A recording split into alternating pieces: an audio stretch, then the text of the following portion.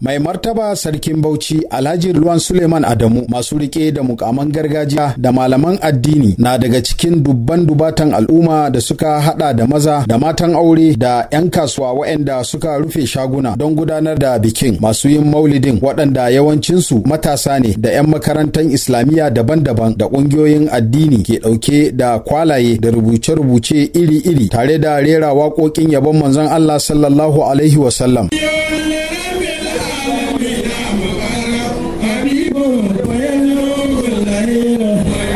Da yake jawabi game da muhimmancin ranar maulidin, mashahurin malamin addini na Sheikh Dahiru Bauchi ya yi bayanin cewa makasudin bikin shine don tunawa da zagayowar ranar haihuwar manzon Allah sallallahu alaihi wasallam Sheikh Dahiru Usman Bauchi, wanda ya wa dubatan al'umma jawabi ranar Asabar da daddare a filin wasanni na Abubakar Tafawa Balewa da ke Bauchi. Ya yi bayanin cewa an shirya bikin maulidin ne don cusawa mabiya addinin musulunci kaunar manzon Allah sallallahu alaihi wasallam. Shehin ya buƙaci al'ummar musulmi da su tashi tsaye kyam wajen neman ilimin addini da na boko don inganta harkokinsu na yau da kullum tattare da neman shiriyar Allah subhanahu wata'ala da kuma albarkansa. A tsaya a yi karatun addini don a ji daɗin addini, a tsaya a yi karatun boko don a samu wallakan duniya da wayar da kai da amfanar da mutane. Da yake jawabi, gwamnan jihar Bauchi Bala Muhammad, wanda ya gode wa waɗanda suka shirya bikin musamman Sheikh Dahiru Usman Bauchi, ya bada tabbacin tallafawa kungiyoyin addini a koda yaushe. Bala Muhammad ya yi la'akari da irin gudunmawar da Sheikh Dahiru Bauchi yake bayarwa wajen yada addinin musulunci ba wai a jihar Bauchi kadai da Najeriya ba, har ma da Afirka baki daya. Wanda a gidansa shine tubalin Qur'ani yanzu a nahiyar Afirka.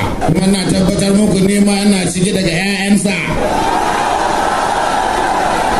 Kuma ina so ku taya ni godiya a gare shi. Gwamnan sai buƙaci al'ummar musulmi da su zauna lafiya kuma su kasance masu bin doka da oda domin ci gaban zamantakewa da na tattalin arzikin jihar. Ƙarshen rahoton kenan. Alhassan Usman, Radio Nigeria Kaduna daga Bauchi.